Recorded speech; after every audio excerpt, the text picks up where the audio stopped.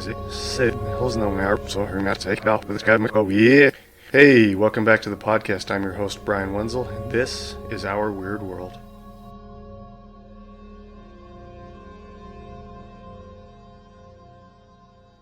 So I actually wanted to start this episode out with talking about an article that I came across actually a while ago. It was actually the beginning of June. I believe the events occurred at the end of May. But for some reason, I cannot find the article. I've been searching, and I thought I had saved it, but apparently I didn't. I can't find it anywhere. But anyways, from what I remember, I'm just going to talk about it briefly before I get into the actual episode. It was just one that was so wild. I thought it was right up there with the kind of stuff that I do on this show. And then also, I want to continue getting back into, the true crime stuff as well that I had done early. But I'll get to that. But anyways, so I saw this story at the beginning of June. I was just looking through news feeds. I like to do that every morning. I was actually just doing that just before recording now. I was looking at one regarding a faux pizza shop in LA that was basically making THC honey, according to the article. And they were making pizzas, but they were like putting the stuff on their pizza, and it was like fake pizza shop, and you could go there and buy a pizza with THC honey on it. So I just thought that was pretty interesting, pretty silly. I didn't think it was worth really diving into, but pretty interesting article. I just read that this morning. It was from just a few days ago. But anyways, this article that I came across at the beginning of June was of a woman who had been murdered in a terrible manner. She was murdered by her own daughter, and her daughter's daughter, her granddaughter, from what I remember, the article didn't actually assist with the murder, but assisted with hiding the body, hiding the evidence. So there was this elderly woman that she threatened to report her daughter. I can't remember for what the circumstances were. This is why I was trying to find the article. I wanted to read it. I couldn't remember exactly what the circumstances were that caused this to happen. But anyways, the elderly woman, her daughter was doing something, had done something, and she said that she was going to report her to the police. I don't remember if it was like fraud or something like that. I can't recall exactly what the reason was. So anyways, in order to stop her elderly mother from reporting her, she instead decided to murder her. So she literally murdered her own mother, and then her daughter, the murdered mother's granddaughter, apparently showed up, and her mom, the one that murdered her mom, basically got her daughter to help her with dismembering her body and trying to get rid of the evidence. Basically, they chopped up her body and were trying to hide the evidence. And again, I wish I could find the article because I can't remember the exact specifics, but how they were caught. But I just thought that was just such a heinous story. This woman who was murdered by her own daughter, and then her granddaughter was implicit in assisting her mother in chopping up the body of her grandmother and assisting her mother in trying to hide the evidence. And I can't remember how they were caught, but I reading the article, I was just like, oh my gosh, that's so terrible, so disgusting. It to murder somebody just in of itself, somebody that you don't, even if it's somebody you don't know, that's such a heinous act, such a heinous crime. But to do it to your own mother because she's going to report you for, again, I can't remember what she was doing, but that's just, it's shocking sometimes what people will do. So yeah, it's just such a heinous act to do that, and then to talk your daughter into helping you, and she actually agrees to assist in dismembering her grandmother and trying to get rid of the evidence. I don't understand what's going through people's minds when they do something like that. First off, the elderly woman's daughter murders her. What? You murder your own mother because you don't want to get reported for whatever BS you're doing because you're doing something illegal, and then you manage to talk your daughter, her granddaughter, into assisting you in chopping her up and trying to get rid of the evidence. That's ridiculous. Oh, they were burning her body parts. That's what they were doing. And I don't remember if it was saw them doing it or smelt it or something. I can't remember. If you know what I'm talking about, if you've heard about this story, let me know. Again, I searched and I looked for the article. I thought I saved it, but I just could not find it. It was really frustrating. I really wanted to find the details on it, but yeah, oh my gosh, it was just such a terrible act. Hearing about that is so terrible, and I'd like to find the article and maybe read more on it and follow up with it, see what happens. As far as court sentence, because I believe right now they're just in prison wherever it happened, just waiting for trial. Because it literally just happened recently. They just arrested them. It was back at the end of May, beginning of June, sometime in that time frame when they discovered this and they were arrested for it. So um, yeah, well, I think it'd be neat to follow up on that, see what comes of it, see what happens on the legal side, the court side. So we'll see. Yeah, if you know what I'm talking about, what story I'm talking about, who it is, if you have an article, share it with me. Let me know. Maybe I'll do a full episode on it if I can find it again. Just such a heinous act, but I just wanted to bring that up and talk about that. I don't really have a good segue into this episode. This one that I'm going to talk about, it's not really like, it's not paranormal. It's not a true crime, murder mystery, anything like that. It's just a story that I came upon actually watching a little short documentary, and I just thought it was really interesting.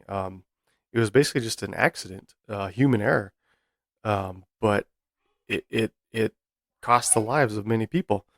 I apologize about the noise. My kids are awake. So yeah, I thought it was an interesting story. I watched this documentary about it. I found some articles online. I read about it. Some of the information from the documentary I watched and some of the articles I found online, there's some information that didn't match exactly. I have the two different articles in front of me. Hopefully, I can note those. Hopefully I won't forget. But I noticed there were a couple things that, so I'm not sure. And I looked up in different sources, and I was still getting conflicting information between this documentary and some of the articles I found. Some reported the same as what this documentary reported. Some reported what this. I found this one from. It's called the. Well, I'll get when we get into it. I'll talk about it. But I found a historical newspaper article about it, and it was actually a clipping of the newspaper article from the local news. I read through it, and some of what they stated didn't match what this documentary states. So I'm not sure if the documentary didn't have their information correct, or if the reporters at the time when this incident occurred got some of their information incorrect, misread, mistyped. Anyways, it's not like huge, big, disparaging differences, but there's a couple little issues between the two main sources I'm using for this. But what I'm talking about is a skydiving disaster that occurred on Lake Erie in August of 1967. It was, let me see, let me find the date. Looking at my notes here, it was August 28th of 1967. Even the time when it occurred is actually different from old original news article that I found and the documentary. The news article states that it occurred around 4 p.m. Let me see the documentary. I took notes from it. It was actually really good. It wasn't super long, but it was really good. I think they quoted like 5 or 6 p.m. I'm looking through my notes here. I'm trying to see if I can find it. Maybe they didn't quote a specific time. I'm not seeing it. They may have just said like in the evening or something like that. Yeah, I can't find an exact time. Let me see. If you're not familiar with this, you can look up Lake Erie skydive disaster. You can look up one of the news article. The article that I got is from the Huron Historical Society. It's www.thehuronhistoricalsociety.org. All one word, obviously, no hyphens or dashes or anything like that. And the subject, you can, when you're on their website, you can look for August 1967 tragedy puts Huron in the news. That's the title of the news article from August 1967. So according to the news article, they stayed at 4 p.m. 17 skydivers, they parachuted accidentally into Lake Erie, which is just east of Huron. This town it's in Ohio, near Cleveland. If you're curious about the area, they claim that the accident. So according to this news article and even the documentary I watched and other sources, it is considered the worst skydiving disaster of all since skydiving has existed. Skydiving as a sport is fairly new. Obviously, it can only exist with the existence of modern aircraft, and how long has modern flight, kind of been the way it is. Obviously in the early 1900s, it kind of took off. 1930s, it got better. 1940s, 1950s, it really changed, especially with World War II. A lot of evolution came from that in aircraft design, and they got a lot better. So, according to this documentary and some of these articles I read, they do claim that in the 1950s, skydiving did start becoming popular as a sport, as a recreational sport that people would want to do. You could start, getting your skydiving certificate, and you can start going with experienced skydivers and jumping and doing it as sport. I've always personally wanted to try it. I haven't been brave enough to do it. I'll admit it. I've thought about it. I've had a couple of opportunities that came about, and I just couldn't bring myself to do it. So, and it would have been a tandem jump. I would have been, I've never skydived before, so obviously I would have been with an experienced skydiver, where you see people where they have the straps around them, and you're hooked to an experienced skydiver with you, and they tell you what to do as you're falling and all that, etc. I had a couple opportunities to do that. I chickened out, couldn't do it. So I always thought it'd be a neat experience, but I just never did it. So whatever, it's all good. It doesn't bother me that not jumping out of from an airplane. I know people love it, and people that have done it say it's a great experience, great time, and life changing kind of thing. But whatever, I'll live vicariously through others. You send me a video of it. That's great. That's fine. So, anyways, yeah, it started becoming uh, more popular as a sport. So by this time frame in 1967, when this occurred, it was already very popular. The people involved in this, they were experienced skydivers. None of them were um, rookies. They'd all had experience skydiving. And actually, according to the documentary, it stated that there were 20 skydivers that took part in this event, this jump. The documentary states 16 people died. Some of the articles I read say 17. And I've looked through my notes, and some of them don't match up. I feel like the information from the documentary and some of the other sources I found, the 16 seems to come up. So I think that's the correct number, is 16 skydivers were killed. But there were 20 skydivers in total. So what exactly happened? Let's get into some of the details. So on the morning of August 20th, 1967, there were 20 skydivers that were waiting to board a plane. Now, what it was actually a World War II bomber plane that had been modified into using as a skydiving vehicle. Because again, this is late 60s. Aviation was evolving a lot too at the time as well. Skydiving was becoming popular. So they would take these old World War II bombers and they would repurpose them for skydiving, which made a lot of sense. They were already stripped down military vehicles, so they're for an aircraft relatively lightweight. You had room in them. You could shove plenty of people in there that wanted to skydive. You could open the door while you're flying, because they're not like modern jets that are, obviously there's airplanes nowadays that are not pressurized, but these were not pressurized cabins, so you could open the door while you're flying. You weren't gonna risk of being sucked out or anything like that. And they flew at lower altitudes. They're not flying at extremely high altitudes like a commercial jetliner would fly at. So they were, old World War II bombers like this were probably well suited for this type of activity. So that's what they were using. They were using this modified World War II bomber, B-25. Yeah, it was a modified B-25. So there were 20 skydivers that were waiting to go on the skydiving adventure. They were using this World War II bomber, and as well as a Cessna. Where was it? A Cessna. It was a smaller. I don't remember if it was a two-seater or four-seater Cessna that was also going to be involved in the flight. And I'll talk more about that one too, but I just want to see if they said what type it was. I'm looking through my notes. I'm not seeing like a model, like a Cessna 150, Cessna 170, 180, whatever. But a Cessna, a smaller aircraft, was a part of it as well. So again, anyways, there's two aircraft. You have the World War II B-25 bomber that was modified for this, and a Cessna that was also going to be involved. Now, of course, at this point, they didn't realize this was going to become the deadliest skydiving disaster in the history of recreational skydiving.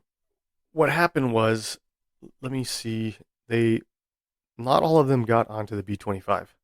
Let me find the notes about the Cessna because they had it split up. Okay, yeah, here we go. So there were 20 of them. 18 went on the B-25 bomber. 2 of them went on the Cessna that would follow behind. The Cessna was also going to be. They had a photographer that was going to be taking pictures of the whole event of the jump because it was supposed to have all these skydivers that were going to jump together. The B-25, I think I have a typo here because it says the B-25 they were going to jump from 30,000 feet. That's awfully high. But then there's a note here that says the Cessna was going to be flying at 12,000 feet, and that's where those guys were going. The 2 were going to jump out of that, and the B-25 was going to be above them. Apologies, I'm looking through my notes here, and that just doesn't seem right. Maybe I typed it wrong. Maybe I misheard. So, anyways, basically the idea was the B-25 was going to fly up to a certain height. They were going to be above the Cessna. The Cessna was going to be below them, taking pictures. You're going to have the 18 jumpers jump out of the B-25, and then the 2 others jump out of the Cessna and skydive with them as well. So I'm looking at my notes here again, and it says B-25 was going to fly to 20,000 feet, and the Cessna from 12,000 feet. That I could see being a lot. I don't know why I had 30,000 feet on one of them. Maybe it was just a typo that I had. But anyways, this was a kind of a unique opportunity at the time that where they thought, okay, we can have all these jumpers jump out of the bomber from a higher altitude, and then we'll have a couple others jump out of the Cessna from a lower altitude and join us in the skydiving event. They were going to do like, you've probably seen videos of where people do like you'll have a bunch of skydivers and they'll like come together and they'll hold hands in like a big circle and things like that, and they'll have people swooping past each other and next to each other and all. They're basically that's what they were going to do. They were going to do this whole big skydiving event from this higher altitude where they all skydive together. You can have this photographer in the Cessna that was going to fly around taking pictures of it occurring as well. So apologies about the noise. My kids are in the background playing games, making noise. Again, I don't have a studio. I don't have the luxury of doing this in a quiet space unless I'm doing it at 2 o'clock in the morning. But let's face it, 2 o'clock in the morning, I'm usually asleep in my bed. So again, apologies. They were taking off, getting ready to go. Now at the time, back in the late 60s, they didn't have the sort of GPS systems that we have now in modern aircraft. Even in a lower end, a Cessna, like what is here. What like, again, I couldn't find that whether it's a 170, 180. There's so much technology nowadays out there available for pilots that fly aircraft. It's pretty amazing. There's a lot of really amazing technologies out there and computer systems that they can have on board that can assist them in their flight and just monitoring their flight, tracking where they are. It's really cool. If you've ever seen the glass cockpits in aircraft these days, it's very impressive, the technology. Now, of course, back then they didn't have this. They relied on analog gauges in all of their aircraft, and they didn't have the GPS tracking that we have nowadays. They do have radar. Radar did exist, so they would watch them on radar. So they use. Let me see. What do they call it? There was a beacon that they would look for. Apologies, I'm no pilot. I'm not a flying expert or anything like that. I find it fascinating, but I'm not like I don't know everything about this. So let me see. Yeah, so it says here in the 1960s, GPS was not yet available, and pilots would rely on very high frequency radio signals for guidance. One of my notes says, quote, according to court documents related to the incident, both planes contacted air traffic control, which they did back then, they still do now. You talk to a live person. Obviously, that live person now has a lot of instruments as well that they can see and monitor aircraft in the air. Obviously, there's a lot more air traffic nowadays versus back then, but still. So, according to this document, both of the aircraft pilots contacted air traffic control, or ATC, within 2 minutes of each other.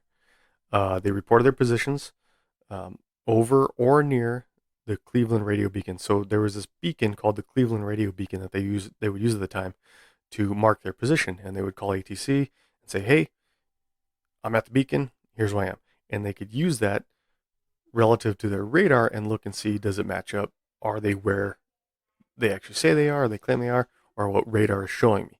So it's a way they can line it up basically and say, okay, yep, I see him on radar here. You called in the radio beacon. Cool. Everything's copacetic. You are where you say you are. Great. that's just kind of a rough rundown of, again, I'm no expert on this. I'm no air traffic controller pilot or anything, but it's just kind of a basic idea. So according to these documents, the B-25 pilot who was flying the larger group of parachutists, he was the first one to make the call. And he was giving a he gave a heading, excuse me. Oh my gosh, he was given a heading by the radar controller at air traffic control, which supposedly put him at 6 miles away from the designated jump zone. Now, this jump zone was over the airport which they took off, which is called Ortner Airfield. It still exists today. You can look it up, Ortner Airfield, near Cleveland. They took off from there. They basically went in a circle, ascending, kind of a spiral pattern, going up, ascending near this airfield, and they were going to jump so that the parachutist would basically land back at the airfield, and then the pilot could come back and land down there as well. So they'd all end up back in the same place. It's called Ortner Airfield. So ATC gave him a heading, said that he was about 6 miles away from the jump zone there at Ortner Airfield. Now, the Cessna was flying at 12,000 feet at this time. Again, the B-25 was at 20,000 feet. They both made their ascent. And the Cessna was flying towards the Cleveland Beacon at this time. And they, according to documents, they had no visual of the B-25, which they should have. That's a big key here. They should have had visual. The pilot flying the Cessna should have been able to see the B-25. They stated they could not at this time when these calls were made to ATC. So they had no visual of the B-25. Air traffic control, they wanted to verify their location in relation to the B-25, in relation to each other, the B-25 and the Cessna. So the Cessna called ATC. Now, according to ATC, according to their documents and all the reports that I found, ATC at this time, they could only spot one aircraft on their radar in the area. They informed the Cessna that they were probably about 6 miles behind the B-25. So again, the B-25 was about 6 miles from the jump zone. The Cessna was told that he was 6 miles behind the B-25. So they're 12 miles from the jump zone at this point, according to ATC. Now, as it so turns out, things were quite different. Unknown to everyone at the time, the pilots, the skydivers, air traffic control had actually mistakenly identified the Cessna as the B-25 on radar, confusing the bomber's location. So the bomber was actually further ahead, further north than they actually, than what ATC thought they were. So they're seeing the Cessna on radar. They told the B-25 pilot that was them. This is where you are. Cool. The B-25 pilot's cool. I'm 6 miles away. I'm good to go. In all reality, it was the Cessna that was 6 miles from the jump zone. So according to what they thought was happening was the B-25 was 6 miles away. The Cessna was 6 miles behind them for a total of 12 miles. In all reality, the bomber was 6 miles further north than they should have been, as well as the Cessna was actually at the 6 miles from the jump area where it was thought that it was a B-25. This is key. This is big mistake, huge mistake. So as they were flying, as they approached, again, according to these documents, as the pilot believed they were about 3 miles from the jump zone, they started preparing for the jump. What the skydivers were going to do, they were planning to perform a free fall maneuver, basically close to each other, like I mentioned before. They were going to do kind of like a, free falling. I don't know what you'd call it, like acrobatic moves, however you call it. If you've skydived before and you know what like the terms for that are, please let me know. I think it's cool to watch, but yeah. Anyway, so that's what they were going to do. They were going to free fall together and do all these stunts basically, and it was going to be basically a show for people on the ground at the lake and whatnot. It's summer, right near the lake. Over this airfield, people could see it. It'd be a spectacular sight, right? That's what they're going to do. But there were some complications. So the flight was actually supposed to take place in the morning, but they decided to call it off to the afternoon because of morning cloud cover and fog, which you don't want to skydive when you can't, especially back then. The technology and instruments they had, you don't want to be jumping out of a plane, you can't see the ground. They decided to wait till the afternoon. On this particular day, that wasn't the best idea. All the skydivers, they're in the back of the plane. They can't really see outside because of the nature of the design of this aircraft. They're getting ready to go. The pilot gives them the signal to jump. Excuse me, to the pilot gives a signal to the jump master that they're ready to go and they could jump. When they jumped, it's rapid. They're getting out fast. All of the jumpers, it's stated that when they jumped out of this, they were out within 30 seconds or less. They were just boom, boom, boom, boom, boom, one right after another. Go, go, go, go, go, out, go, go, go, to start their maneuvers in the air. Now, however, one thing that came into play was they immediately noticed that there was cloud cover below them. Not good. Not good. You're jumping out of an airplane and there's cloud cover. So, unfortunately, because of this, the pilot and the skydivers were unaware of exactly what was below them. Again, I mentioned that according to ATC, they thought that they were 6 miles coming in towards the airfield. So they're actually further north than they should have been. They're actually over Lake Erie when they made this jump. And there's cloud cover over the lake. So they couldn't see. They had no clue that they're about to jump into a lake. Skydiving in a lake, bad idea. So there's this cloud cover which limit their light and their what they could see. They couldn't see what they were falling into, where they were going, right? So the Cessna, they attempted to locate them after the 18 jumpers had jumped and were in the air. Thinking that the bomber was in the same area, they were looking for him, but they couldn't find him. So now neither the bomber pilot nor the jumpers were there in the area where they should have been. So the Cessna's flying around like, okay, we're supposed to do this jump together. I got these two jumpers that are ready to jump, but where are they? Where are you guys? I couldn't find anything in here about as far as like maybe there are some notes about them having radio to each other. You'd think they would have been talking to each other, but regardless of that fact, whether they were or not, this happened. It's a true story. It really occurred. It's extremely unfortunate. So anyways, the jumpers, they remained in free fall and they were descending through this cloud layer, which broke out around 4,000 feet. So they went from 20,000 feet. They're free falling. The cloud cover at about 4,000 feet above the ground started to clear, so they could, once you get below that 4,000 feet, you'd be able to see things. It wasn't until then, now the skydivers realized what had happened and the mistake and where they were going to land. They realized they're over Lake Erie, which is not good if you're skydiving, unless you have the proper equipment. And we'll talk about that a little bit here towards the end. Now, of course, they had to make decisions that basically could be life or death. So at this time, there was roughly 3.5 minutes left before they would reach the ground. So at this point, the skydivers, they actually started to remove some of their clothing and boots that and things they were wearing that basically wouldn't float.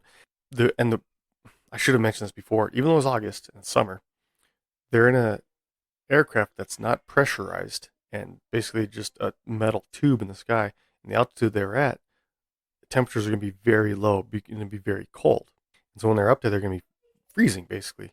And then jumping out, they're going to be extremely cold. So they were actually wearing extra layers of clothing to stay warm during the jump, which they would just wear until they landed and then take them off when they got to the ground. So they're free falling, removing these, heavy articles of clothing and boots and whatnot that they knew that were just going to be extra weight that was going to take them down in the water when they land in the water, because they're over the lake, they're landing in the water no matter what. So they're free falling, shedding clothing, boots, like I said, whatever, etc., as they're preparing to fall in the water.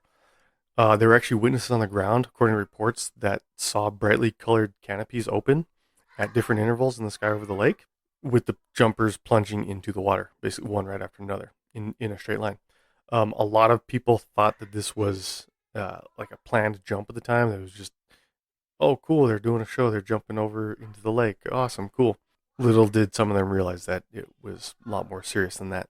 There was an off-duty Coast Guardsman who was witnessed this and was near the area. He was on the beach nearby.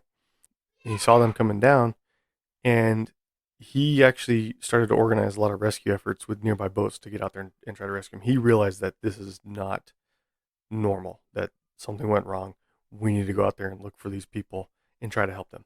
The Lake Erie, and I'm having a brain fart here, our Great Lakes that we have here, Great Lakes that we have here between U.S. and Canada, they're so massive. The way the water moves is a lot like oceans. The waves can get really big like an ocean.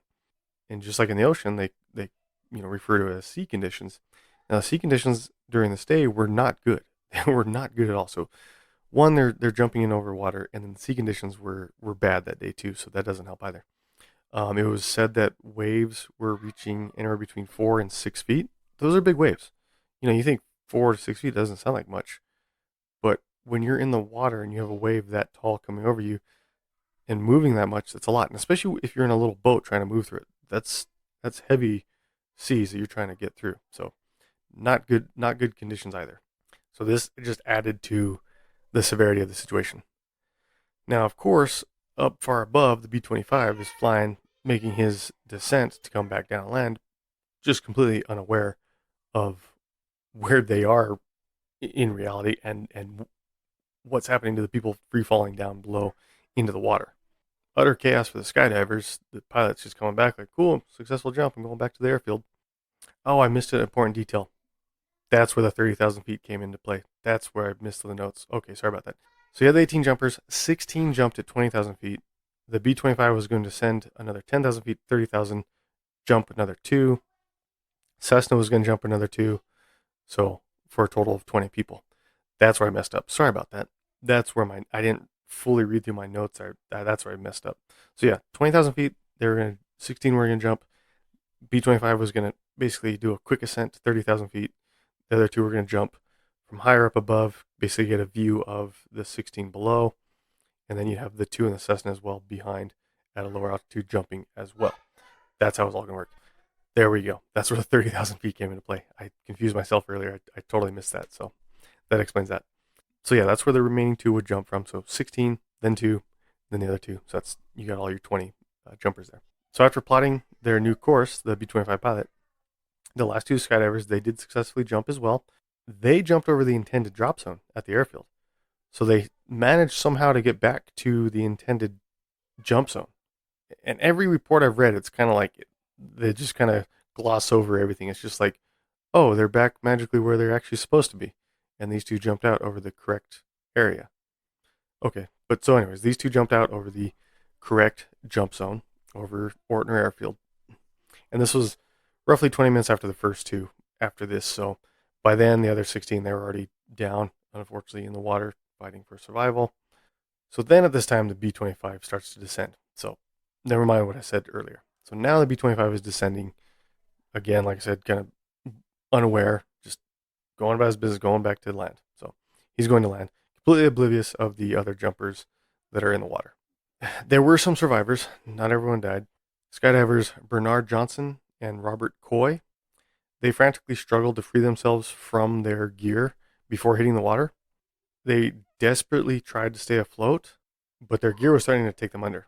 So it seemed like this was it for them, and they were. You can imagine treading water with all this extra heavy gear. Treading water is a difficult task, even in calm waters. It's exhausting. It takes a lot of energy out of you. If you imagine adding in high waves and you have all this extra weight on you, that's just going to be even harder to do. Obviously, I've never experienced anything quite like that. I've mentioned before I served in the Navy. One of the requirements for the Navy is you have to be able to swim. You have to be able to swim. When you go to boot camp, they have an Olympic-sized swimming pool. You have to jump off of I don't remember how tall it is. It's like one of the Olympic platform diving boards. It's not the super high one, but it's like one of the lower, like 20 or 30 feet, something like that. You jump off feet first. You have to come up, show your head out of the water. You have to swim the length of the pool using some sort of a swim stroke, breaststroke, butterfly back, some sort of actual swimming stroke showing you can do that. They don't care what, just as long as you can do it. And then you also have to, we had to tread water for like 5 minutes wearing our coveralls. And then you have to use your coveralls as a flotation device. They show you a technique, you use it as a flotation device. All these sort of things that you have to do to prove that you can stay in the water, tread water, swim. And we're doing this in a controlled environment, and it was exhausting. And I was in my mid-20s when I went to boot camp, and fairly fit, I exercise regularly. I still try to now, but I was definitely more fit then than I am now. I'm going to be 40 here in 2 weeks. But yeah, so you have to be able to swim. So being in this kind of situation, I imagine the thoughts going through their head, just the chaos of trying to stay afloat, trying to get all this heavy gear off of you. You're fighting for survival. You got water crashing down on you. It sounds terrifying. Honestly, it sounds absolutely terrifying. I've swam in the ocean, just swimming for fun. You go on a beach, you go swimming. I love it. It's fun. It's a workout. It's exhausting. And then treading water in water, even if it's calm water, it's exhausting. It's tiring. Without gear. So these guys are sitting here, Bernard and Robert, treading water, shedding their gear, getting splashed around and moved around in this water, trying to survive. At this time, there was actually a private fishing boat that appeared off in the distance. It did head straight towards them, and they were pulled aboard basically just in time to survive. They were pulled on board by this fishing boat. The guys in the boat saw them, saw they were struggling, went over there, picked them up, pulled them on board. So fortunately, these two men, Bernard Johnson and Robert Coy, did survive this incident. According to one of them, I couldn't get an exact quote which one was Bernard or Robert. Okay, so according to one of them, Bernard or Robert, they saw a boat. They saw their large radio antenna coming off the top of the boat. This is a different boat, not the one that rescued them. And this also, I saw in other articles too, that supposedly there was a vessel that came towards them and we're going to rescue them, I guess. I don't know. So it says here, I'm just going to say the quote that came from them. So, quote, as he struggled to stay afloat, he saw a man on the deck looking directly at him. This is a different boat, not the one that rescued him. Quote continues, but despite his cries for help, the boat continued past him, not even 20 yards away. To this day, nobody knows who the unhelpful stranger was. Many speculate that he could have been involved in some shady dealings and didn't want to get involved with the rescue. End quote. So that was another boat that basically, according to one of them, Bernard or Robert, saw it come near them, looked directly at the guy in the boat, and the boat just kept going. But anyways, they were rescued by another one. Unfortunately, initially at the time, rescue teams only recovered 2 lifeless bodies. And this was initial reports after the incident. They found 2, unfortunately, deceased bodies of the jumpers. Of course, an investigation began shortly after with local sheriffs, Coast Guard, state wildlife. Who else was involved? I remember looking at my notes. There was also a state liquor commission was involved in the rescue. Basically, they got a lot of local authorities to help in the rescue efforts. Red Cross, things like that, were involved in the local rescue effort. They came from areas from Lorraine and Akron around the area to help with the search and rescue. So the next few days, as the investigation carried on, we started to see what had happened. Now the bodies of the remaining jumpers eventually were retrieved, unfortunately, from the water. Approximately a month later, the National Transportation Safety Board, they did find that the B-25 pilot and the FAA flight controller, FAA FTC, were both at fault for the incident. The jumpers also were found to have some responsibility as well. So they found fault of the pilot, FAA flight controller, and also some of it on the jumpers, unfortunately, who passed away. They basically said the blame on the jumpers was that they jumped out where they could have basically said no because of the cloud cover, basically. That was kind of the argument. It's like, okay, you're about to jump out. You see there's clouds below you. You can't see the ground. Maybe you should have said, no, let's not jump. I know it's exciting. We have this chance to jump, all of us. Maybe we should save it for a clear day. That was kind of their argument, basically saying that there could have still been at any point the jumpers could have said, you know what, nah, I'm not feeling this. Maybe we should not do this. And even the jump master obviously could have made that call too. But really, it's one of those things anybody could have said, hey, you know what, no, we need to cancel this and just say no. So they put fault on the pilot. They put fault on the FAA controller for giving them the wrong heading, the wrong location, putting them further north than they actually were, and on the jumpers for basically just going with it, like, cool, we're out here, let's jump. And it's unfortunate because at this point they're deceased because of this decision. The pilot, his certificate was indefinitely suspended, and then later in 1972, the FAA, they were found responsible for the deaths of the skydivers in a wrongful death lawsuit. This is one of the things that I'm not sure about the information that I mentioned at the beginning. I couldn't find this information elsewhere, so I'm not sure how true this is. I looked on, I even looked on I think it was actually FAA's website, on some like archival stories, information. I couldn't find it. this information. This came from the documentary. I looked at other news articles, FAA's website, at some of their historical archived writings. I couldn't find this information. So this wrongful death lawsuit, I'm not sure about. If you know better than me, if it is legit, if you have a link, let me know. I couldn't find it. So, and like I said, the documentary is the only place that I saw this wrongful death lawsuit against the FAA for the loss of the life of the skydivers. So I'm not sure how legit that is. So that's I just want to put that out there. That's a I think a big part of it. But being that I could only find it in one source, it seems like maybe it was just made up for this little documentary just to make it seem more exciting. I guess I don't know, butter it up a bit. I'm not sure, but yeah, I couldn't actually find it. This I did find in other sources. After this event, the Parachute Club of America changed some of its rules and restrictions.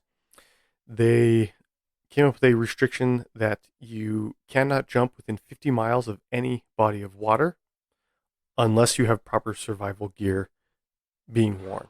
So you can still jump over water, into water, I guess, near water, as long as you have proper survival gear for that. If you don't, you cannot be 50 miles within a body of water. So they did come up with that. I did find that in multiple locations. I actually found a link to that change when it occurred in the 70s, all that. So that was legit. That's my son screaming. So to this date, this still remains the largest skydiving accident, incident, tragedy, however you want to put it, to date historically. With the loss of life, the number of skydivers that lost their lives in this incident is just truly devastating. You know, it could have been easily avoided with the FTC making that mistake with their heading and their location, with the pilot agreeing to fly them out there. So in the morning it was cloudy. They decided to do it late in the afternoon. When it cleared up, it was clear when they left, but then it was cloudy as they're flying. I don't know what kind of sight lines you have in the cockpit of a B-25, but you can still see outside. It's not like you're blinded. It's not like you have no visuals at all. So for the pilot to still be saying, okay, cool, let's jump, you know, the pilot could have made that call and be like, hey, you know what, guys, it's cloudy. Maybe we should do this some other time. Save it for another day. So the pilot could have had an opportunity to stop it. The jump master, when he was given the okay, could have, same thing, opened the door and could have been like, it's cloudy, maybe not. And then the jumpers themselves as well, same thing. Again, I've never been in one of these aircrafts. I don't know how the visuals are with the windows, how much they could see, but still, you could have been like, I don't want to jump down into the clouds below me that I can't see the ground. Excuse my children screaming in the background. This is why I wish I had a studio where I had some quiet.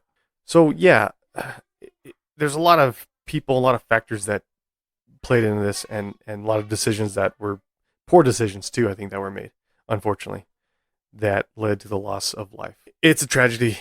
It's terrible, but yeah. So it's again largest skydiving tragedy to date on record. You know, like I said, there's nothing paranormal about this, nothing, not really true crime or anything. It's just I saw this documentary. It piqued my interest. I thought it was quite a story of just human error all over the place. A lot of different people that could have made different decisions that could have led to these people surviving to live another day and maybe skydive on a nice clear day and making the actual drop zone they were supposed to be at. Yeah, it's really unfortunate, but I just thought it was an interesting story. So I'll link in the show notes the articles that I found. The one from the Huron Historical Society, that was a really good article.